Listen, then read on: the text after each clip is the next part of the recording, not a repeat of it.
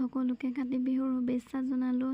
এইফালে আমাৰ এনাই হয় এজনী এনাই মানে চাকি কাটি আছে অমিতা চাকি। এইপিনে হৈ গ'ল সম্পূৰ্ণকৈ কাটি মেলি আৰু এইফালে আমাৰ তুলসী ভেটিও মুচি কাচি হৈ গ'ল আৰু এইপিনে মায়ে সন্ধিয়া চাকিখিনি জ্বলাই লৈছে আৰু এতিয়া মানে দিবগৈ চবতে জ্বলাই মেলি আৰু চাই থাকিব দেই ভিডিঅ'টো।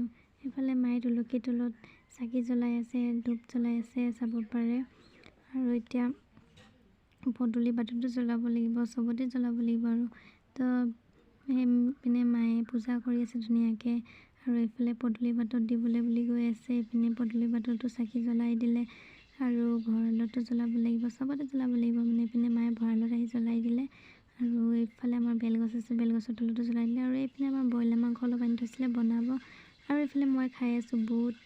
এইপিনে আমাৰ মাংস বনাই হৈ গ'ল, তো ভাত খাবলৈ লৈছোঁ। বাই বাই, আজিলৈ আহিছোঁ।